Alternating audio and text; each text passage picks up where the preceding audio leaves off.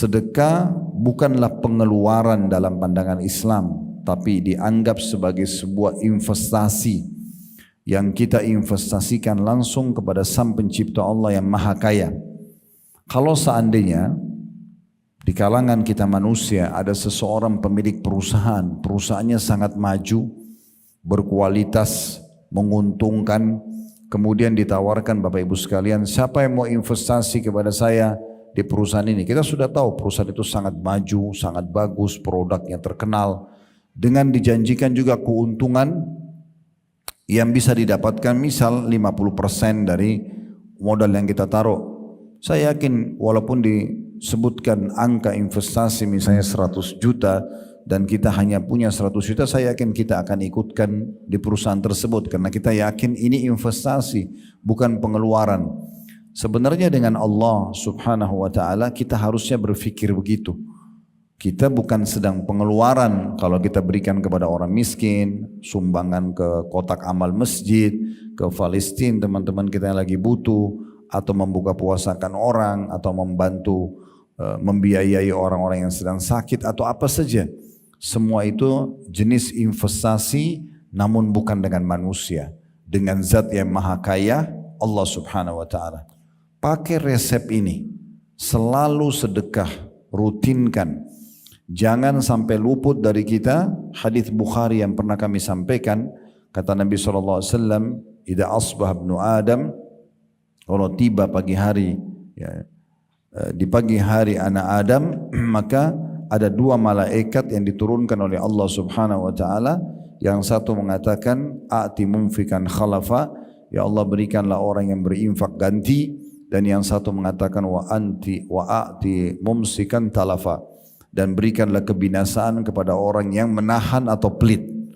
Maka setiap hari kalau kita keluarkan sedekah, makanan kah, minuman kah, pakaian kah, uang kah, apa saja, maka semua itu adalah investasi terbaik yang kita berikan, yang nanti akan diganti oleh Allah Subhanahu wa taala sebagaimana Allah sebutkan dalam surah Saba, surah nomor 34 ayat 39 potongan ayatnya, "Wa ma anfaqtum min syai'in fahuwa yukhlifu." Semua yang kalian infakkan maka pasti Dia akan menggantinya.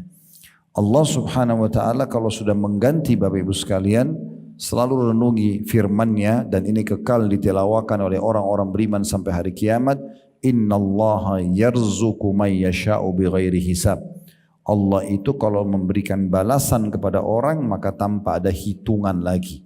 Jadi tidak ada di dalam syariat Allah Subhanahu wa taala itu kita keluarkan 100.000 kita akan diganti 100.000, itu tidak ada.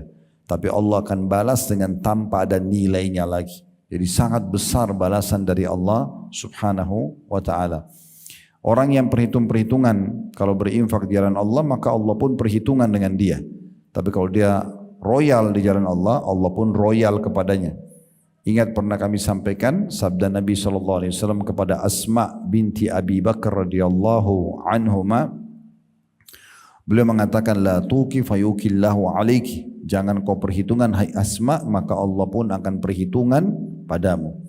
Jadi betul-betul kita harusnya yakin dengan masalah ini. Dan ini bukan hanya sekedar menjadi penyebab banyaknya rezeki. Sudah kita jelaskan perkataan salaf, bagaimana mereka mengatakan bahkan bisa menghilangkan musibah yang akan menimpa kita kalau kita bersedekah. Ya, ingat perkataan Ibnu Ja'ad radhiyallahu atau rahimahullah, ada di halaman 6 ya. Sesungguhnya sedekah itu benar-benar bisa menghilangkan 70 pintu keburukan. Bahkan orang-orang yang sakit, ya, mungkin kayak di rumah sakit begini banyak pasiennya, itu Nabi SAW sudah berikan kita sebuah resep yang luar biasa. Beliau mengatakan, "Dawu mardhakum bis sadaqah." Obati orang yang sakit di antara kalian dengan sedekah. Kalau dalam hitung-hitungan akal orang-orang kapitalis tidak akan nyambung. Memberikan kotak amal masjid, memberikan orang miskin bisa sembuhin penyakit saya. Nah itu, tapi dalam kamus agama kita memang seperti itu. Ya. Dan nanti akan ada dalam buku kita ini contoh-contoh berapa banyak orang yang sembuh dari penyakit-penyakit kronis justru karena sedekah yang dia keluarkan. Dan ingat, sedekah selalu saya sampaikan dan saya ulang-ulangi, kita harus menganggap teman-teman sekalian kita lebih butuh dengan sedekah itu daripada penerima sedekah itu sendiri. Jangan pernah kita pakai persepsi kalau orang yang minta mengemis, minta misalnya satu, berarti dia lebih butuh daripada saya. Tidak, kita harus balik sekarang. Kita yang lebih butuh dengan mereka. Karena mereka akan menerima uang kita misalnya 100 ribu rupiah atau satu bungkus makanan kita, habis itu dinikmati sama dia habis. Tapi kita dalam teori agama, nilai yang sudah kita keluarkan akan dibawa ke timbangan amal hari kiamat dan tidak hilang. Walaupun secara kasat mata sudah dinikmati oleh orang yang menerima tersebut. Makanya Fudail bin Iyad rahimahullah seorang tabi'in pada saat melihat orang-orang yang menerima sedekahnya, beliau mengatakan mereka membawa perbekalan-perbekalan kita menuju akhirat tanpa upah sedikit pun, hingga mereka meletakkannya di atas timbangan amal.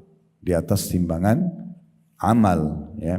Dan sebagian salafus salih kalau kedatangan orang yang minta sesuatu, maka beliau mengatakan selamat datang wahai orang-orang yang hadir untuk membawakan perbekalan kami kepada Rabb kami.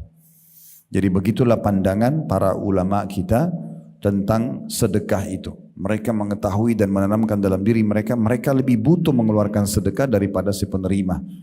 Sehingga kalau persepsi seperti ini, kita justru yang mencari-cari siapa yang butuh bantuan, kita memberikan. Kita berharap dia bisa terima sedekah kita. Kalau selama ini kan persepsinya tidak seperti itu. Seakan-akan orang yang miskin itu yang minta, mereka yang butuh. Sehingga kita masih bisa negosiasi sama syaitan. Kalau orang minta masih bisa menolak, masih nggak mau kasih misalnya. Bahkan terkadang menghardik dan menyalah-nyalahkan orang yang minta-minta. Padahal merekalah sumber rezeki kita. Itulah investasi yang kita keluarkan. Baik, kita akan masuk ke beberapa contoh tentang sedekah ini. Dan akan dimulai teman-teman sekalian kalau yang pegang bukunya di halaman 27, kedermawanan Nabi Muhammad sallallahu alaihi wa ala alihi wasallam dengan sedekah. Dan ini kebetulan dalil yang diangkat berhubungan juga dengan bulan Ramadan. Ya, bulan Ramadan ini bulan sedekah memang. Karena kata Nabi SAW, afdalus sadaqatu fi Ramadan. Sedekah yang paling afdal yang dikeluarkan adalah sedekah di bulan Ramadan ini. Ini paling besar pahalanya. Di halaman 27 ada riwayat yang disebutkan oleh Imam Bukhari dan Muslim dari kisah yang disampaikan oleh Ibnu Abbas radhiyallahu anhuma. Beliau mengatakan kana Rasulullah sallallahu alaihi wasallam ajwadan nas wa kana ajwada ma yakunu fi Ramadhan hina yalqahu Jibril wa kana yalqahu fi kulli lailatin min Ramadhan fayudarisuhu al-Qur'an. Fala Rasulullah sallallahu alaihi wasallam ajwadu bil khairi minar rihil mursalah.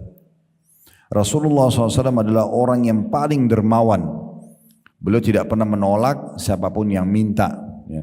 Dan beliau lebih dermawan lagi pada bulan Ramadan, bulan yang kayak kita sekarang ini. Lebih dermawan lagi, lebih suka lagi untuk berbagi di saat bertemu dengan Jibril alaihissalam, di mana Jibril alaihissalam bertemu beliau pada setiap malam di bulan Ramadan.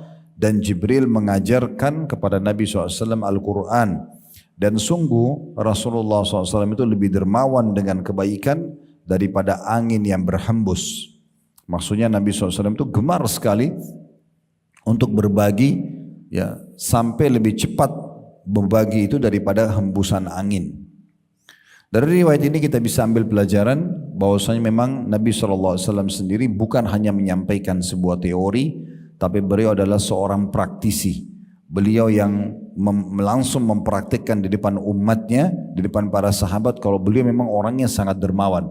Dan subhanallah, orang yang dermawan teman-teman, orang yang royal itu dicintai oleh Allah, mendapatkan pahala yang luas, pahala yang besar, akan diluaskan rezekinya, ya. Kemudian akan dia terima dalam bentuk pahala yang besar pada hari kiamat, dan juga akan dicintai oleh manusia. Tidak ada orang yang royal itu suka memberi lalu dibenci oleh manusia, tidak ada. Pasti akan disukai oleh orang-orang. Walaupun mungkin paras wajahnya, bentuk fisiknya biasa saja, tapi kalau orang itu suka sekali traktir kita, berikan kita hadiah, berbagi makanannya, suka membantu kalau kita butuh, pasti akan disukai oleh orang-orang. Walaupun dia tampan, cantik, sempurna jabatannya, kedudukannya, tapi kalau pelit, maka juga jatuh di mata manusia. Dan itu juga dibenci oleh Allah subhanahu wa ta'ala. Makanya pernah ada satu suku di Madinah Bapak Ibu sekalian, kebetulan kepala sukunya baru meninggal dan diganti oleh kepala suku yang baru. Maka Nabi SAW tanya, kira-kira bagaimana kepala suku kalian yang baru? Sebagian anggota suku itu mengatakan dia tampan, dia berwibawa, jalur nasabnya bagus, saya dikenal orangnya, tapi sayangnya pelit. Maka kata Nabi SAW, penyakit jiwa apa yang lebih berat daripada pelit itu? Jadi dibenci oleh Allah, dibenci oleh manusia. Ya. Kemudian sebaliknya kalau orang dermawan disuka oleh Allah, diberikan balasan yang besar, serta juga disukai oleh manusia. Dan salah satu ciri orang itu dermawan adalah tidak pernah mau menolak siapapun yang minta. Itu disebutkan di hadis nomor selanjutnya di halaman 28 tentang ciri Nabi Muhammad SAW. Kalau anda hidup di masa itu dan masih hidup semasa dengan Nabi Muhammad SAW, anda kalau datang minta apa saja dikasih. Tidak pernah Nabi nolak. Disebutkan dalam riwayat ini, diriwayatkan oleh Imam Muslim, ma su'ila Rasulullah SAW syai'an qattun faqala la. Rasulullah SAW tidak pernah sama sekali diminta suatu harta, lalu beliau mengatakan tidak. Bahkan dalam satu kisah dikatakan Nabi Muhammad SAW lagi duduk di satu majelis, kemudian bersama sahabat-sahabatnya, rupanya ada beberapa sahabat yang menghadiahkan buat beliau keranjang-keranjang kurma dan buahnya sangat ranum, bagus sekali, baru dipetik, kualitasnya bagus. Lalu kemudian ada banyak orang-orang yang datang minta-minta kepada beliau. Nabi SAW kasih, dan saking dermawannya beliau bukan kasih 2-3 butir, per keranjang dikasih, sampai habis. Setelah habis semuanya, masih ada orang banyak yang minta-minta.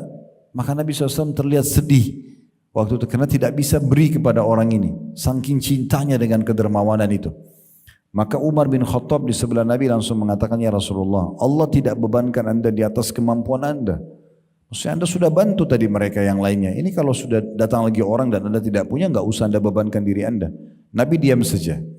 Rupanya di sebelah Umar ada Ali bin Abi Thalib, anak mantu Nabi. Ali mengeluarkan korek kantongnya ada uang 3 dirham. Kemudian Ali mengatakan, ya Rasulullah, ini ada sisa 3 dirham, silakan anda letakkan di mana anda ingin. Maka Nabi SAW pun tersenyum lebar sambil mengambil uang itu dan memberikan kepada orang yang minta, dan beliau bersabda, bihadza umirtu, beginilah aku diperintahkan. Jadi bagaimana Nabi SAW menggambarkan kepada kita kalau Allah memang mau kita selalu memberi. Allah itu zat maha kaya dan suka hamba-hambanya untuk berbagi, dan dia akan balas kekayaan bagi hamba tersebut. Hampir semua jemaah yang saya pernah temuin, apakah jemaah haji, jemaah umroh kami, ataupun jemaah dalam pengajian yang Allah bukakan pintu rezeki, saya lihat yang tidak pernah berhenti rezekinya, perusahaannya maju, badannya sehat, itu satu kunci yang saya selalu lihat, mereka dermawan sekali, suka sekali berbagi. Beli hadiah banyak buat keluarganya pada saat mau pulang. Kalau haji dan umroh, di pengajian bagi-bagi makanan, bagi-bagi pakaian kepada jemaahnya misalnya. Jadi memang luar biasa gitu. Bagaimana mereka sangat dermawan, suka berbagi. Dengan mereka berbagi, akhirnya membuat memang semuanya, ya, orang-orang suka, dan memang rezeki mereka tidak pernah berhenti. Dan ini salah satu ciri Nabi SAW.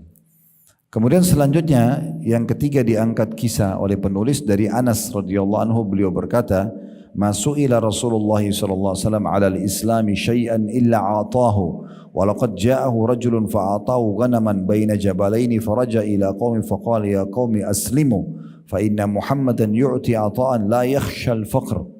Hadis ini diriwayatkan oleh Imam Muslim. Artinya kata Anas radhiyallahu anhu, tidaklah Rasulullah sallallahu alaihi wasallam dimintai sesuatu atas keislaman, melainkan beliau akan memberikannya. Sungguh seseorang telah datang kepada beliau, lalu beliau memberikan kepada orang tersebut domba yang berada di antara 2 gunung. Kemudian orang tersebut kembali kepada kaumnya seraya berkata, wahai kaumku, masuklah kalian ke dalam Islam karena Muhammad itu memberikan pemberian dalam keadaan tidak akan mendatangkan kemiskinan. Jadi ini kisahnya ada di salah satu peperangan Nabi SAW, ada orang non-muslim ini.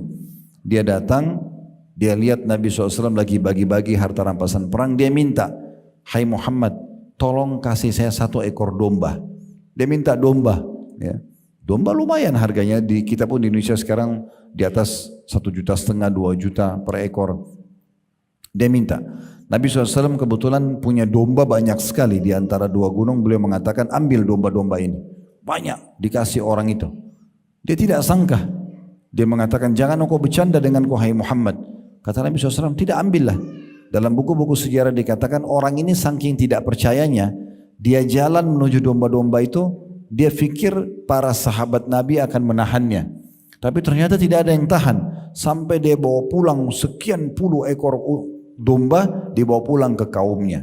Lalu kemudian dia pun masuk Islam. Dan dia mengingatkan kaumnya, dia mengatakan, hai kaumku, masuk Islamlah. Karena Muhammad mengajarkan pemberian, ya, mengajarkan agar memberikan pemberian yang tidak akan pernah membuat kita kemiskinan. Karena disuruh saling berbagi. Dan Nabi SAW tanamkan ini kepada kita umatnya. Kata Nabi SAW, harusnya seorang muslim itu kalau makan dia kasih saudaranya, kalau dia punya pakaian dia kasih saudaranya, selalu sedekah. Sampai para sahabat mengatakan, kami setelah mendengarkan motivasi dari Nabi SAW, kami sampai mengira tidak ada orang muslim yang punya hak dari hartanya sendiri dibandingkan saudaranya muslim yang lain. Maksudnya saking Nabi SAW motivasi, ayo bantu, ayo kasih, ayo bagi. Sampai di masa Nabi itu para sahabat menganggap, saya misalnya tidak punya hak lebih dari harta saya dibandingkan saudara saya muslim yang lain. Dia pun bisa menikmati harta saya. Saking besarnya motivasi Nabi SAW untuk berbagi. Selanjutnya Nabi SAW juga mendidik istrinya dalam hadis riwayat Muslim. Bagaimana Nabi SAW mendidik agar istri-istri beliau semuanya dermawan, suka berbagi. Dinukil dari riwayat Aisyah radhiyallahu anha, annahum zabahu syatan, faqala an-nabiy sallallahu alaihi wasallam ma baqiya minha, qalat ma baqiya minha illa qatifuha, qala baqiya kulluha ghaira qatifiha. Bahwasanya para sahabat pernah menyembelih seekor domba, lalu Nabi SAW bertanya, adakah sisa darinya? Aisyah berkata, tidaklah tersisa kecuali hanya pundaknya saja. Lalu beliau bersabda, tersisa semuanya kecuali pundaknya. Artinya akan tersisa untuk kita di akhirat kelak kecuali pundaknya saja. Saya sedikit jelaskan riwayat ini. Nabi SAW pernah menyembelih seekor domba, lalu beliau berikan kepada istrinya Aisyah dengan tujuan bagilah dan sisahkan sebagian. Maka Aisyah pun membagi-bagi domba itu kecuali punggungnya yang dia tahu Nabi suka sekali makan, bagian punggung depan kanan ya dengan paha nyambung gitu ya. Maka Aisyah tinggalkan itu untuk Nabi SAW. Waktu Nabi pulang rumah, Nabi tanya, hai Aisyah, bagaimana dengan domba tadi? Kata Aisyah, semuanya sudah habis kecuali ya pundaknya sama lengan paha kanan depannya. Ya, karena saya simpan untuk anda ya Rasulullah. Maka Nabi SAW kembalikan menjelaskan kepada Aisyah, katakanlah semuanya masih tersisa yang sudah kau kasih itu, dan justru yang tinggal bersama kita yang habis adalah pundaknya. Apa maknanya? Yang engkau sedekahkan wahai Aisyah justru itu masih ada terus di timbangan amalmu hari kiamat. Yang kau makan itu habis untuk makanan saja. Berarti Nabi SAW memberikan pemahaman apa? Kalau kalian sedekah 100 ribu, 100 juta rupiah, berapapun anda keluarkan, maka itu adalah harta investasi yang sebenarnya karena kita akan terima hasilnya di hari kiamat. Justru yang kita pakai makan, yang kita pakai pakaian itu hanya akan habis kita pakai sebagai fasilitas. Dikeluarkan oleh Ibnu Jarir dari Sahal bin Sa'ad radhiyallahu anhu bahwa seorang wanita telah datang kepada Nabi SAW dengan membawa satu pakaian berupa mantel yang terukir pada ujung-ujungnya. Lalu wanita itu berkata, wahai Rasulullah, saya datang kepada anda untuk memberikan ini untuk anda. Lalu Rasulullah SAW mengambilnya, di mana beliau memang sangat membutuhkannya hingga beliau memakainya. Kemudian mantel itu dilihat oleh seseorang dari sahabat beliau, seraya berkata, wahai Rasulullah, betapa indahnya mantel tersebut. maka berikanlah mantel itu kepadaku. Beliau berkata, iya. Dan ketika Rasulullah SAW beranjak untuk memberikannya, para sahabat yang lain mencelah orang tersebut seraya mengatakan, engkau tidak bersikap baik ketika melihat Rasulullah SAW mengambil mantel itu dari wanita tadi karena membutuhkannya, lalu engkau memintanya. Padahal engkau tahu bahwa tidaklah beliau itu dimintai, melainkan pasti beliau memberikan, sehingga tidak mungkin menolaknya. Lalu orang itu mengatakan, demi Allah tidaklah ada faktor yang mendorong saya melakukan ini, melainkan karena saya berharap keberkahannya ketika telah dipakai oleh Rasulullah SAW, dan saya berharap agar saya dikafani dengan mantel tersebut. Saya jelaskan dulu kisah ini ya, ada dari halaman 29 sampai halaman 30. Pernah satu waktu di musim dingin, Bapak Ibu sekalian, dan Madinah ini kalau dingin sangat dingin. Kami pernah tinggal sana sekitar 7 tahunan, selain yang bolak-balik tapi tinggal waktu masih sekolah. Itu kalau musim dingin bisa 4-5 derajat, cukup dingin ya. Tentu ada wilayah-wilayah di muka bumi yang lebih dingin lagi. Ada yang minus ya, tapi di Madinah dinginnya sampai sekitar 4 atau 5 derajat. Tapi ini lumayan dingin untuk kita orang Indonesia. Yang jelas waktu itu ada seorang ibu, beliau membawa mantel, baju jubah musim dingin dan sangat indah, tebal, jahitannya bagus, disebutkan sini ujung-ujungnya ada ukiran-ukirannya karena indahnya gitu. Lalu dia mengatakan, ya Rasulullah, saya datang untuk memberikan anda mantel ini. Maka Nabi SAW pun menerimanya. Dan dari poin ini kita ambil dulu sebuah pelajaran, bagusnya seorang muslim memberikan hadiah saudaranya muslim yang lain. Dan pada saat dia memberi, berikan yang terbaik. Berikan yang terbaik. Jangan setengah-setengah, kasih makanan terbaik, pakaian terbaik, semuanya yang terbaik kita berikan kepada orang lain. Dan juga sunnahnya kalau Bapak Ibu dikasih oleh orang, terima saja. Selama itu hadiah, tidak ada hubungannya sama pekerjaan anda. Ya, kalau pekerjaan, karena pekerjaan kita dikasih, namanya hadiah ummal. Itu nggak boleh.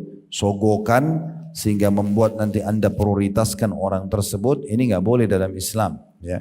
Dan tidak halal bagi dia sampai dihalalkan oleh pemilik perusahaan. Oleh karena itu saya sering sampaikan juga dalam beberapa pertemuan pengajian, kalau seandainya anda bekerja di satu instansi perusahaan, anda bekerja di bagian pengadaan barang, lalu anda belanja barang ke vendor misalnya, lalu dapatlah dari vendor itu karena belanja banyak pakai uang perusahaan, anda dapat payung, dapat baju kaos, dapat pulpen, dapat televisi, dapat uang misalnya, diskon, semua itu milik perusahaan, bukan milik anda. Anda harus kembalikan kepada perusahaan, kalau perusahaan halalkan baru halal. Kalau tidak, maka tidak juga. Ya, nah, ini contohnya. Nah di sini Nabi SAW menerima karena tidak ada urusannya sama pekerjaan. Perempuan ini memberikan karena ingin memberikan hadiah kepada Nabi SAW, maka Nabi terima. Lalu yang terjadi, Nabi SAW pakai, dalam beberapa riwayat dikatakan karena beliau memang orangnya putih, tampan, bersih, jadi pakai mantel itu tambah tampan, dan beliau lewat di hadapan para sahabat pada saat mau memimpin sholat. Maka ada satu sahabat yang lihat itu karena suka lihat mantel itu, maka dia mengatakannya Rasulullah, padahal ini Nabi baru pakai. Bayangkan Bapak Ibu sekalian, kita dikasih baju bagus, tiba-tiba ada orang bilang bajunya bagus, kasih ke saya. Maka apa yang terjadi? Mungkin kita menolak. Nabi SAW tidak. Begitu dia baru pakai, orang itu langsung bilang, ya Rasulullah, mantel itu bagus sekali, bisa kasih ke saya enggak? Kata Nabi SAW, iya. Saking dermawannya, mantel yang baru yang bagus langsung dikasih. Waktu Nabi SAW buka, di saat itu Nabi buka langsung Nabi kasih ke dia, karena dia minta. Maka pada saat itu orang-orang menghardik sahabat tadi, mengatakan, kenapa kau minta mantel yang baru saja Nabi terima, dan sangat bagus Nabi pakai, dan engkau tahu Nabi butuh karena ini musim dingin. Serta juga kamu tahu sifat Nabi SAW, Nabi itu orangnya tidak mau menolak kalau diminta. Maka orang itu mengatakan, demi Allah saya bukan minta karena saya mau mengambil apa yang Nabi sudah miliki, tapi saya ingin mencari keberkahannya, karena Nabi memberkah beliau. Maksudnya habis dipakai, saya ingin langsung pakai, dan saya berharap nanti kalau saya meninggal, mantel ini dijadikan kafan buat saya. Tapi di sini kita bisa lihat saksi bahasanya teman-teman sekalian, bagaimana dermawannya Nabi Muhammad SAW sampai beliau jubah baru saja langsung beliau kasih. Langsung beliau kasih. Ya. Ada sedikit tambahan riwayat, sepupu Nabi SAW namanya Abdullah bin Abbas radhiyallahu anhuma, Saking beliau belajarnya dari Nabi, bagaimana dermawan ini, beliau pernah jalan dan beliau juga menggunakan jubah baru. Rupanya ada orang lewat, entah kenapa orang ini seperti orang yang iri dan hasad gitu ya. Lalu dia mencaci maki Abdullah bin Abbas. Dia mengatakan, mentang-mentang kau adalah sepupu Nabi, mentang-mentang kamu begini. Pokoknya dicaci maki. Abdullah bin Abbas diam saja. Tidak membalas orang ini. Diam saja. Maka pada saat itu, Bapak Ibu sekalian, setelah orang itu selesai mencaci maki dan segala macam, Abdullah bin Abbas faham. Orang ini merasa iri dengan baju yang dipakai. Maka beliau buka jubahnya dan beliau kasih ke orang tersebut. Sambil beliau mengatakan, kalau seandainya kamu ada keperluan lagi, datanglah kepada kami. Jadi sudah dicaci maki, tapi beliau bahkan memberikan orang yang mencaci maki pakaian tersebut. Akhirnya orang itu merasa bersalah dan menjadi murid Abdullah bin Abbas radhiyallahu anhuma. Baik, kita masuk selanjutnya, bagaimana riwayat tentang motivasi Nabi SAW. Tadi kita sudah jelaskan motivasi kepada istrinya. Sekarang motivasi Nabi kepada para sahabat agar jangan menunda-nunda sedekah. Di antaranya masih di halaman 30, riwayat dari Ibnu Mas'ud radhiyallahu anhu, beliau berkata, dakhalan Nabi sallallahu alaihi wasallam ala Bilalin wa indahu suwarun min gaz. Faqala ma hadha ya Bilal? Qala u'iddu dhalika li adyafik. Qala ama takhsha an yakuna laka dukhanun fi nari jahannam? Anfik ya Bilal wala takhsha min dzil arsy iqlala.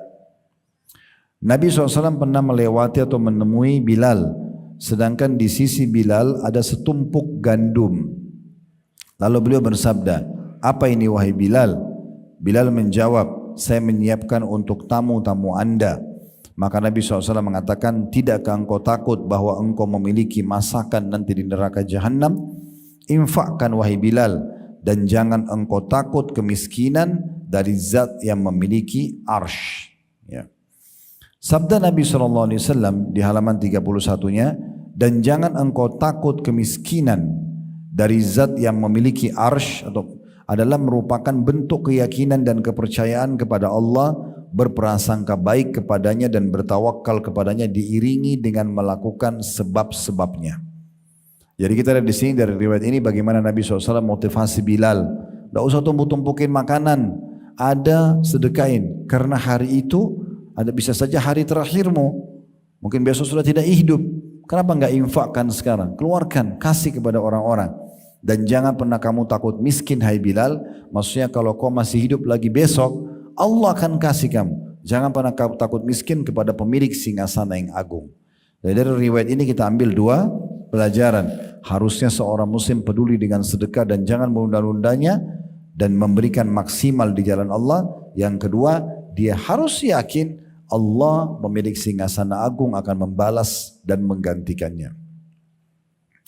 Selanjutnya riwayat di halaman 31 juga masih dinukil ya bagaimana Nabi SAW memotivasi agar bersedekah kepada para sahabatnya, di antaranya Abi Dzar radhiyallahu anhu.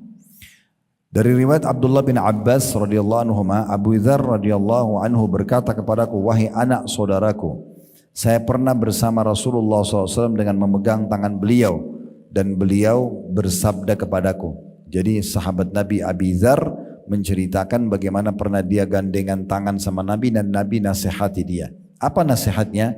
Ya Aba Dzar, ma uhibbu anna li Uhudun zahaban wa fiddatan unfiku fi sabilillah amutu yauma amutu ad'u minhu qiratan. Qultu qintara. Qala ya Aba Dzar, adhabu ila al-aqalli wa tadhhabu ila al-akthar, uridu al-akhirah wa turidu ad-dunya qiratan. Fa'adaha alayya 3 marrat. Artinya, wahai Abu Dzar, saya tidak suka memiliki emas dan perak sebesar gunung Uhud lalu saya infakkan di jalan Allah, lalu saya meninggal di hari di mana saya meninggal dengan meninggalkan 1 qirat atau beberapa dirham saja. Maka Abi Dzar mengatakan, saya berkata, barangkali harta yang banyak. Maka kata Nabi SAW, wahai Abu Dzar, saya menyebut yang sedikit sedangkan engkau memahami yang lebih banyak. Saya menghendaki akhirat sedangkan engkau menghendaki dunia. Yang saya maksud memang 1 qirat atau beberapa dirham saja. Lalu beliau SAW mengulangi hal tersebut sebanyak 3 kali. Diriwayatkan oleh At-Tabarani. Begini maksudnya riwayatnya. Jadi Nabi SAW pernah memegang tangan Abu Dhar, lalu beliau berikan motivasi kepada Abu Dhar. Apa motivasinya? Wahai Abu Dhar, kalau seandainya saya punya seperti gunung Uhud, semuanya emas dan perak. Kenapa gunung Uhud yang dikasih perumpamaan? Karena gunung ini gunung yang termasuk besar dan nampak dari seluruh penjuru kota Madinah. Dan ada peperangan yang masyhur perang Uhud di sana. Maka kata Nabi SAW, hai Abi Dzar, ketahuilah, saya kalau punya emas dan perak seperti gunung Uhud besarnya, maka saya tidak berharap membiarkan lewat hari itu kecuali saya infakkan semua kecuali 1 kirot saja. 1 kirot cuma beberapa dirham, hanya untuk kebutuhan saja. Maka Abi Dzar mengatakan, ya Rasulullah, mungkin maksud anda terbalik, anda sedekahkan sedikit, sisanya anda tabung. Kata Nabi SAW, wahai Abi Dzar, saya menjelaskan bahwasanya lebih banyak saya infakkan sedikit yang saya sisa. Kamu balik kasusnya, kamu menganggap bahwasanya yang saya harapkan adalah saya keluarkan sedikit dan saya tabung banyak. Terbalik, yang saya maksud memang betul, saya akan keluarkan semuanya 1 gunung itu kecuali sedikit saja darinya. Saya menginginkan akhirat sementara kamu sendiri menginginkan dunia. Jadi kita lihat bagaimana Nabi SAW motivasi. Sebenarnya Nabi SAW tidak punya emas dan perak seperti gunung Uhud. Tapi beliau bilang kepada Abi Dzar, kalau saya punya, saya akan keluarkan semua. Tidak ada tabungan. Saya akan sedekahkan semua di jalan Allah dengan harapan tentunya Allah SWT akan memberikan gantinya. Perlu Bapak Ibu garis bawahi, tolong direnungi baik-baik apa yang saya mau ucapkan ini. Dan bisa Bapak Ibu buktikan, baca sejarah mereka. Uthman bin Affan, Abdurrahman bin Auf, Sa'ad bin Ubadah, Talha bin Ubaidillah, Sa'ad bin Abi Waqqas, dan banyak sahabat-sahabat Nabi yang kaya raya. Bapak Ibu tahu, saya pernah telusuri riwayat mereka dan sudah kita buat tablik akbar di Blok M, sebulan sekali serial mereka. Saya bacakan dari beberapa referensi. Mereka memang betul-betul pada saat meninggalkan harta, kalau dihitung uang kita mungkin ratusan miliar. Pertanyaan sederhana, dari mana warisan yang ditinggalkan oleh sahabat-sahabat ini? Apakah dari hasil tabungan mereka semasa hidup mereka? Ternyata jawabannya bukan, Bapak Ibu sekalian. Gudang harta mereka menjadi penuh justru beberapa hari sebelum mereka meninggal, karena mereka rutin bersedekah. Orang yang sedekah ini tidak akan pernah habis hartanya. Tidak akan pernah habis. Dia sudah mendapatkan pahala karena dia sedekah, dia bisa penuhi kebutuhannya dengan uang itu dan akan dibalas oleh Allah Subhanahu wa taala. Ini jelas sekali dalam fakta lapangan di kehidupan para sahabat tersebut. Jadi pada saat mereka meninggal seperti Abdurrahman bin Auf itu, saking menumpuknya emas di gudangnya sampai harus di waktu dibagi kepada harusnya dihancurin, dipotong sama kampak. Ya, saking besar-besarnya gundukan emas itu, ya. Tapi subhanallah, ini sekali lagi bukan hasil tabungan semasa hidup, tapi datang beberapa hari sebelum beliau meninggal dunia karena rutinnya bersedekah. Talha bin Ubaidillah radhiyallahu anhu, nanti akan ada kisahnya di sini, ya. Bagaimana beliau gelisah pada saat mau tidur di malam hari, istrinya tanya, kenapa anda gelisah? Dia mengatakan, saya telah kedatangan keuntungan sekian peti, isinya emas semua. Ini keuntungannya. Maka saya gelisah jangan sampai saya meninggal, Allah tanya nih harta, ya, masih ada di rumah. Maka istrinya yang salihah, ya bukan seperti wanita di masa sekarang, mungkin kalau dia harta suaminya melimpah malah buat saya aja, biar saya beli emas, biar saya begini. Tapi wanita ini mengatakan, kenapa anda pikirkan itu? Mari kita bungkus harta ini dan kita bagi-bagikan. Maka suami istri semalam suntuk menghabiskan keuntungan perusahaan mereka untuk dibagikan kepada orang-orang susah. Sampai tiba pagi hari. Dan waktu ditanya petugas di rumahnya, berapa harta yang dikeluarkan oleh Talha, maka dikatakan sekitar 600 ya, atau 600 ribu ya, dirham atau dinar itu. Saya kurang ingat jumlahnya, tapi seperti itulah. Jadi jumlahnya banyak sekali dalam bentuk rupiah tentunya. Baik, itulah contoh dari Nabi Muhammad sallallahu alaihi wasallam. Sekarang kita masuk contoh dari Abu Bakar radhiyallahu anhu dan kita akan tutup dengan ini tentunya, ya.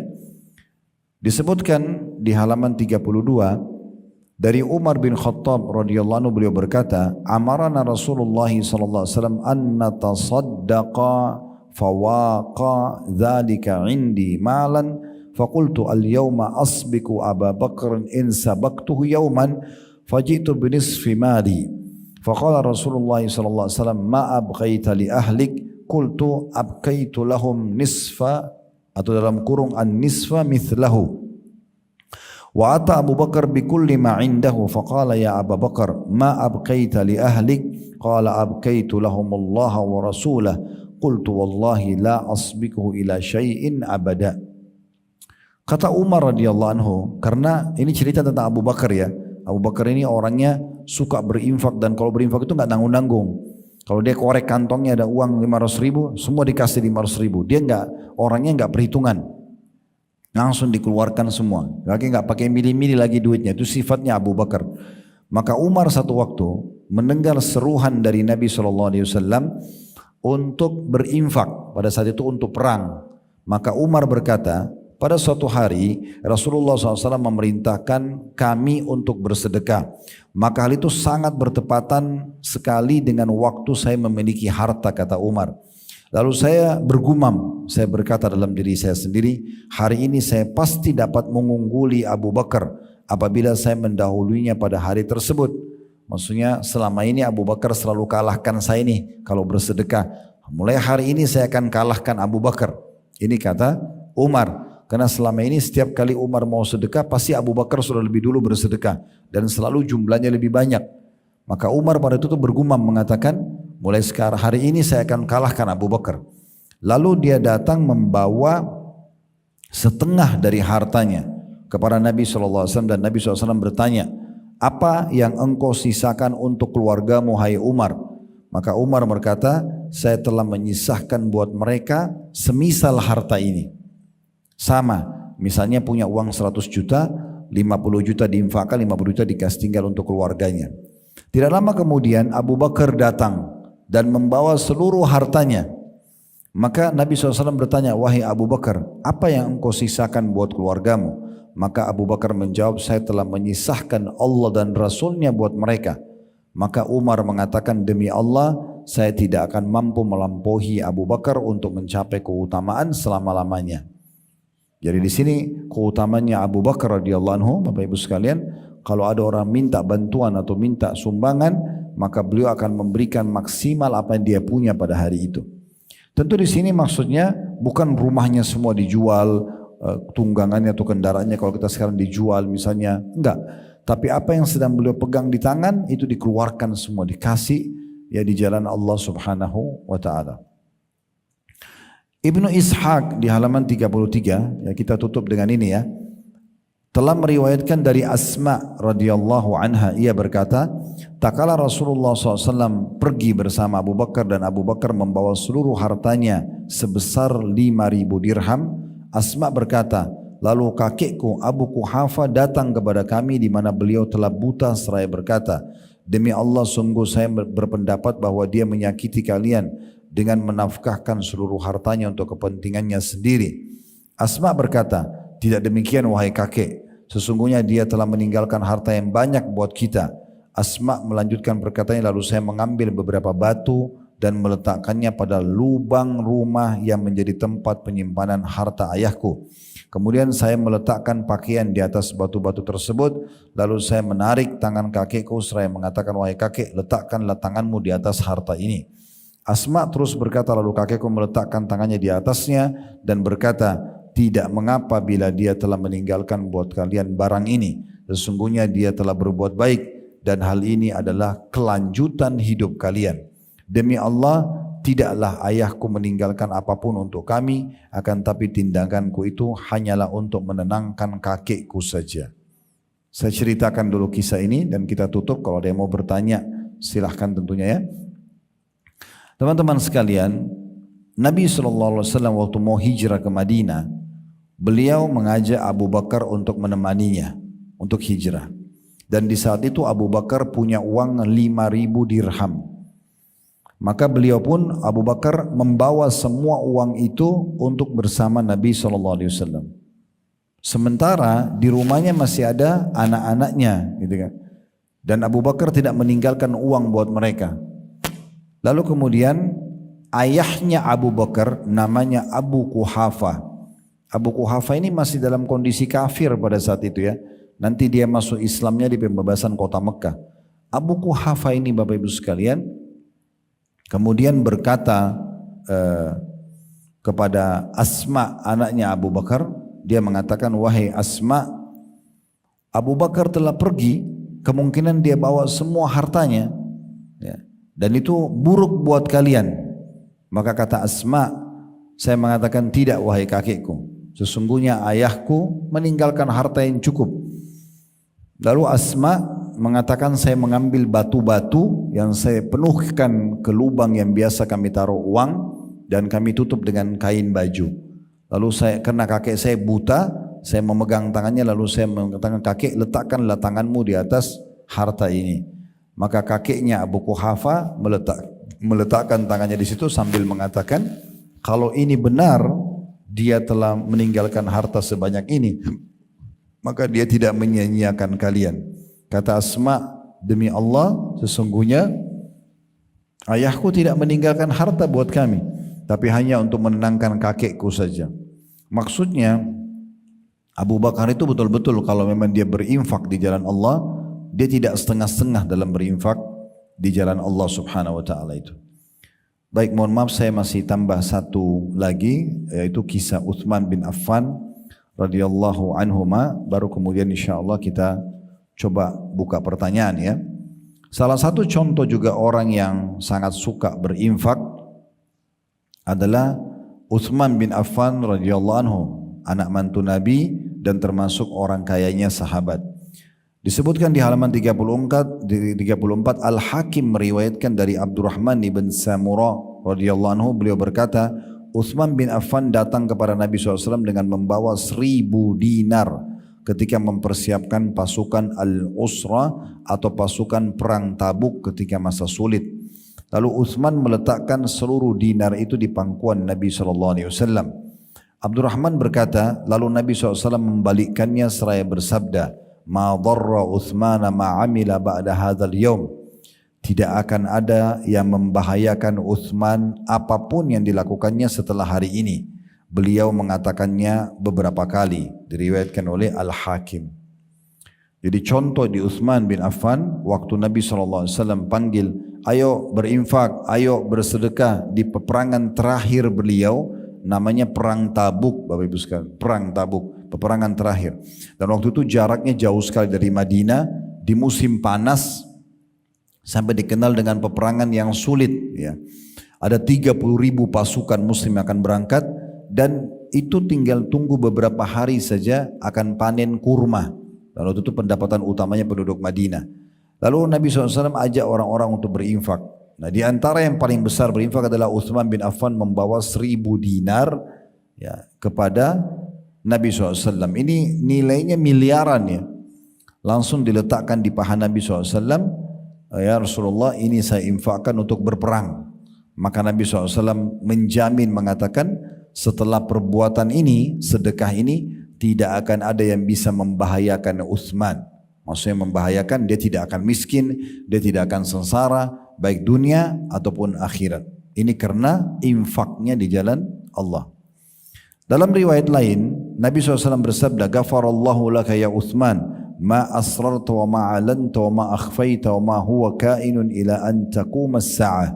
Semoga Allah mengampuni wahai Uthman, apa yang engkau rahasiakan, apa yang engkau tampakkan, dan apa yang engkau sembunyikan, serta apapun yang terjadi hingga hari kiamat nanti. Maksudnya karena dia berinfak, maka Nabi doakan dengan doa yang mulia ini. Ibnu Umar juga menukil di halaman 35 tentang kedermawanan Uthman. Rasulullah SAW bersabda, "May yashtari lana bi'ra rumata fayaj'aluha sadaqatan lil muslimin, saqahu Allahu yawmal qiyamati minal 'atash." Fashtaraha Uthmanu faja'ala sadaqatan lil muslimin. Nabi SAW bersabda, siapa yang mau membeli sumur rumat. Sumur rumat ini ada satu nama sumur, itu pada saat akan terjadi perang Tabuk tadi, miliknya orang Yahudi. Waktu itu kebetulan rata-rata sumur di Madinah kering kecuali sumur itu. Maka Nabi SAW bilang, siapa yang membeli sumur itu namanya sumur rumat. Ya. Lalu kita akan menjadikannya sebagai sedekah untuk muslimin, diwakafin.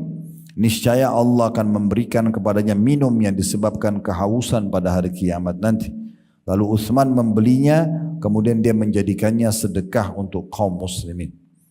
Jadi begitu cepatnya mereka, kalau ada kesempatan untuk berdonasi, mereka langsung pertama-tama melakukan, diantaranya Utsman karena mendengar orang yang membeli sumur rumat akan diberikan minum yang menghilangkan hausnya nanti pada hari kiamat. Selanjutnya dari Ibnu Mas'ud radhiyallahu anhu, beliau mengatakan kami pernah bersama Nabi SAW pada satu perang, lalu pasukan kaum muslimin mengalami kesulitan hingga saya melihat kemalangan di wajah kaum muslimin dan kebahagiaan di wajah orang-orang munafik.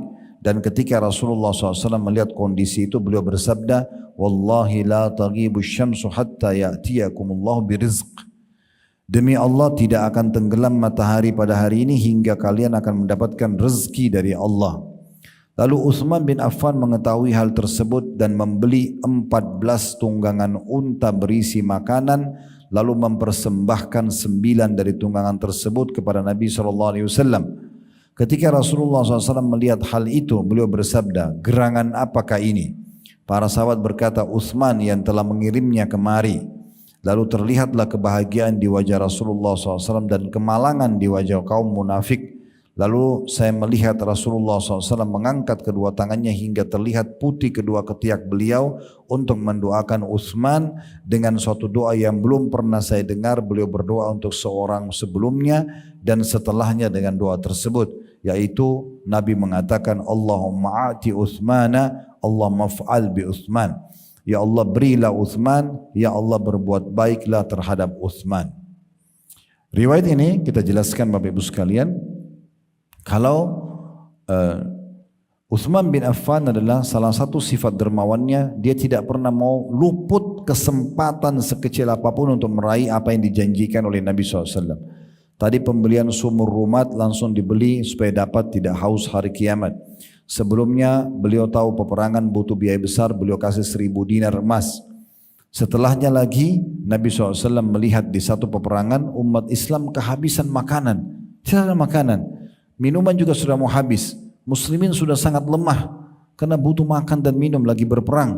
Maka kata Jabir di sini menceritakan yang menukil, kata Abdullah bin Mas'ud, beliau mengatakan nampak di wajah orang-orang muslim mujahid lemah dan nampak di wajah orang munafik kegembiraan karena umat Islam kelaparan dan kehausan. Maka Nabi SAW mengatakan demi Allah tidak akan terbenam matahari kecuali Allah akan datangkan rezeki kepada kalian. Ini sumpah Nabi SAW dan Allah memang akan mendatangkan. Tapi Utsman jeli. Waktu mendengar itu, beliau bukan seperti umumnya sahabat. Nunggu aja deh, kan Nabi bilang pasti akan datang rezeki dari Allah. Tapi dia segera meraih kesempatan itu sambil langsung mengutus. Di sini dikatakan beliau langsung membeli 14 tunggangan unta berisi makanan.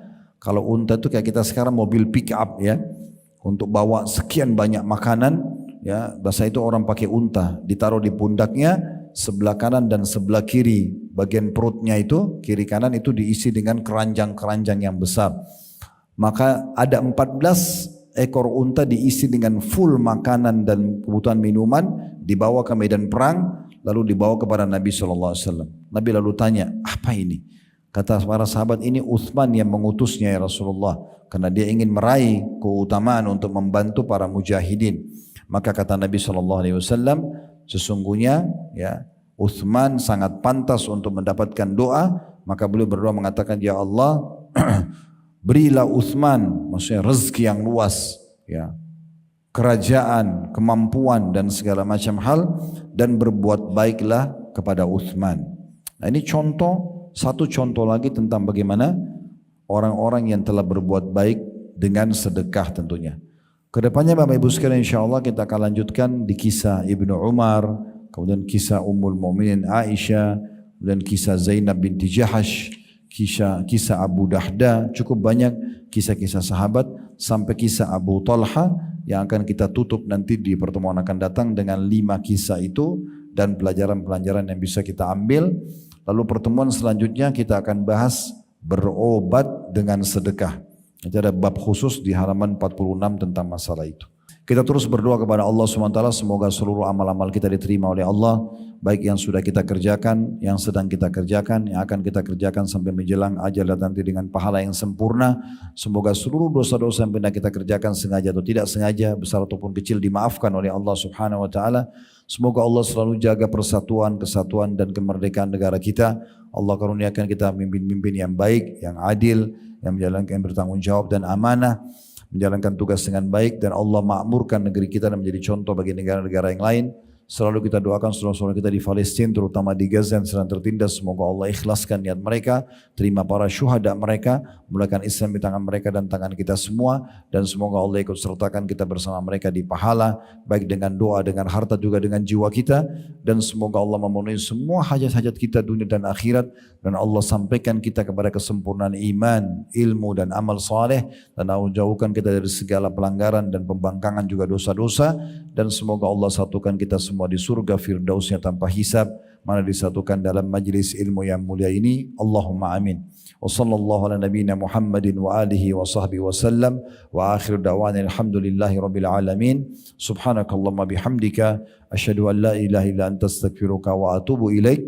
Wassalamualaikum warahmatullahi wabarakatuh.